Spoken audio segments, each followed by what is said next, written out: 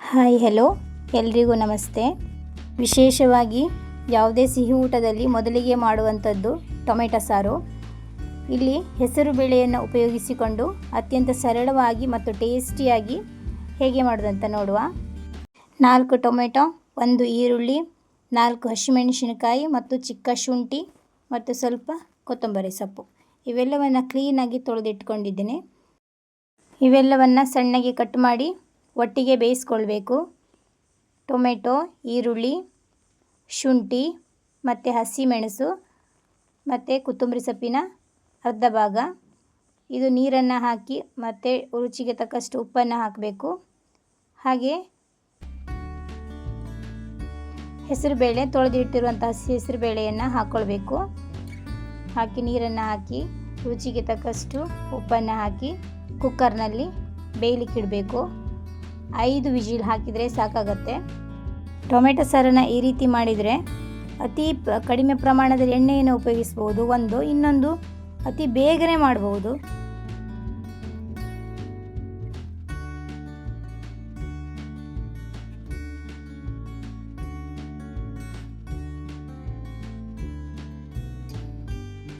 ತುಂಬ ಒಳ್ಳೆ ಬೆಂದಿದೆ ನೋಡಿ, ಒಳ್ಳೆ ಕರಗಿ ಬಂದಿದೆ. ಸ್ಮ್ಯಾಶ್ ಮಾಡುವ ಅಗತ್ಯನೇ ಇಲ್ಲ. ನಾವೀಗ ಅರಿಶಿನ ಪುಡಿಯನ್ನು ಹಾಕಬೇಕು. ನೆಕ್ಸ್ಟ್ ಬಂದುಬಿಟ್ಟು ರಸಮ್ ಪೌಡರ್. ಇದನ್ನು ನಾನು ಮನೆಯಲ್ಲೇ ಮಾಡಿರುವಂಥದ್ದು. ರಸಮ್ ಪೌಡರ್ ಹೇಗೆ ಮಾಡೋದಂತ ಹಿಂದಿನ ವಿಡಿಯೋದಲ್ಲಿ ಹಾಕಿದ್ದೀನಿ ನೋಡಿ. ತುಂಬ ಪರಿಮಳವಾಗಿ ಬಂದಿದೆ. ನಾವೀಗ ಪೇಟೆಯಲ್ಲಿ ತಂದಿರೋದಕ್ಕಿಂತನೂ ತುಂಬ ಒಳ್ಳೆ ಪರಿಮಳವಿದೆ. ಮತ್ತು ನೀರು ಬೇಕಾದರೆ ಮತ್ತೆ ಸ್ವಲ್ಪ ಹಾಕ್ಕೊಳ್ಬೋದು. ಬೇಳೆ ಹಾಕಿರೋದ್ರಿಂದ ಸಾರು ಸ್ವಲ್ಪ ದಪ್ಪ ಆಗುತ್ತೆ. ನಾವು ನೀರು ಬೇಕಾದಷ್ಟು ಹಾಕ್ಕೊಳ್ಬೋದು. ಮತ್ತು ರುಚಿಗೆ ತಕ್ಕಷ್ಟು ಉಪ್ಪು ಸ್ವಲ್ಪ ಕಮ್ಮಿ ಅಂತ ಅನಿಸಿದರೆ ಟೇಸ್ಟ್ ನೋಡಿ ಹಾಕ್ಕೊಳ್ಬೋದು. ಮತ್ತು ಬೆಲ್ಲ ಇದು ಆಪ್ಷನಲ್, ಬೇಕಾದರೆ ಹಾಕ್ಕೋಬೋದು, ಇಲ್ಲಾಂದರೆ ಬೇಡ. ಹಾಗೆ ಸರಿಯಾಗಿ ಕುದಿಲಿಕ್ಕೆ ಬಿಡಬೇಕು ಇದನ್ನು. ಹೆಸರುಬೇಳೆ ಮತ್ತು ತೊಗರಿಬೇಳೆಗೂ ತುಂಬ ಡಿಫ್ರೆಂಟ್ ಇದೆ. ಹೆಸರುಬೇಳೆ ಟೊಮೆಟೊ ಸಾರು ಮಾಡಿದರೆ ಟೇಸ್ಟ್ ಡಿಫ್ರೆಂಟ್ ಆಗಿರುತ್ತೆ. ನೀವು ಒಂದು ಸಲ ಮಾಡಿ ನೋಡಿ ಫ್ರೆಂಡ್ಸ್. ಯಾವಾಗಲೂ ತೊಗರಿಬೇಳೆ ತಿನ್ನೋದಕ್ಕಿಂತ ಈ ಥರ ಹೆಸರುಬೇಳೆಯನ್ನು ಮಾಡಿದರೆ ಆರೋಗ್ಯಕ್ಕೂ ತುಂಬ ಒಳ್ಳೆಯದು. ತಂಪು, ಮತ್ತು ತೊಗರಿಬೇಳೆ ಅಷ್ಟು ಏನು ಅಂತ ಒಳ್ಳೆಯದಲ್ಲ ಹೆಲ್ತಿಗೆ. ಈ ರೀತಿ ಕುದಿ ಬರಬೇಕಾದ್ರೆ ಇಂಗನ್ನು ಹಾಕಬೇಕು. ಕುದಿ ಬರಬೇಕಾದ್ರೆ ಇಂಗನ್ನು ಹಾಕಿದರೆ ಪರಿಮಳ ಡಬಲ್ ಆಗುತ್ತೆ. ಹಾಗೆ ನಾನು ರಸಮ್ ಪೌಡರ್ ಮಾಡಬೇಕಾದ್ರೂ ಇಂಗನ್ನು ಉಪಯೋಗಿಸಿದ್ದೆ.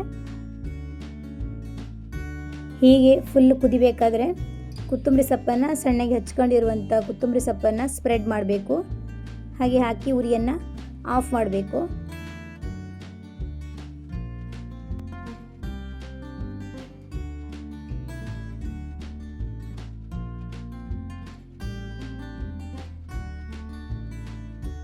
ಈ ರಸಮ್ ಪೌಡರ್ ಮನೆಯಲ್ಲೇ ಮಾಡಿರೋದ್ರಿಂದ ಯಾವುದೇ ಟೇಸ್ಟಿಂಗ್ ಪೌಡ್ರ್ ಇಲ್ಲ.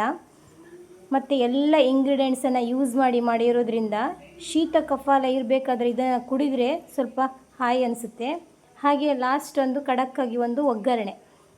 ಇದಕ್ಕೆ ಬೆಳ್ಳುಳ್ಳಿ ಮತ್ತು ಒಣಮೆಣಸಿನ್ಕಾಯಿ, ಸಾಸಿವೆ ಮತ್ತು ಬೇವಿನೆಲೆ. ಬೆಳ್ಳುಳ್ಳಿಯನ್ನು ಸ್ವಲ್ಪ ನಾನು ಜಾಸ್ತಿನೇ ಯೂಸ್ ಮಾಡ್ತೀನಿ ಅಂಥೇಳಿದರೆ ಪರಿಮಳ ಸ್ವಲ್ಪ ಜಾಸ್ತಿ ಬರಲಿ ಅಂತ. ಮತ್ತು ಆರೋಗ್ಯಕ್ಕೂ ಬೆಳ್ಳುಳ್ಳಿ ತುಂಬ ಒಳ್ಳೆಯದು.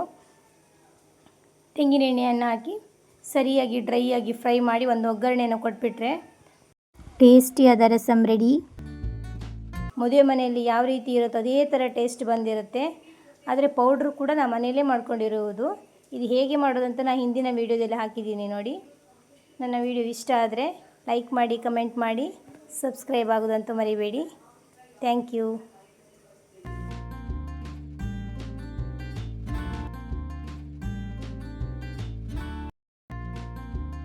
ಸರಿಯಾಗಿ ಡ್ರೈ ಆಗಿದೆ ನೋಡಿ. ಇವಾಗ ಹೀಗೆ ಒಂದು ಖಡಕ್ಕಾಗಿ ಒಗ್ಗರಣೆ ಕೊಟ್ಟರೆ ರಸಮ್ ಒಳ್ಳೆ ಪರಿಮಳ ಬರುತ್ತೆ. ಇದನ್ನು ದೋಸೆ, ಚಪಾತಿ ಅಥವಾ ಬೆಳ್ತಕ್ಕಿ ಅನ್ನಕ್ಕೆಲ್ಲ ತುಂಬ ಒಳ್ಳೆಯದಾಗುತ್ತೆ. ಈ ಥರ ರಸಮ್ ತುಂಬ ಟೇಸ್ಟಿಯಾಗಿ ಬಂದಿದೆ.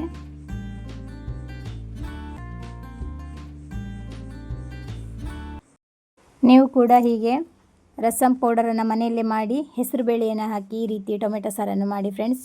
ತುಂಬ ಟೇಸ್ಟಿಯಾಗಿ ಬರುತ್ತೆ. ಇನ್ನೊಂದು ಹೊಸ ವೀಡಿಯೋ ಜೊತೆ ಬರ್ತೀನಿ ಫ್ರೆಂಡ್ಸ್. ಬಾಯ್.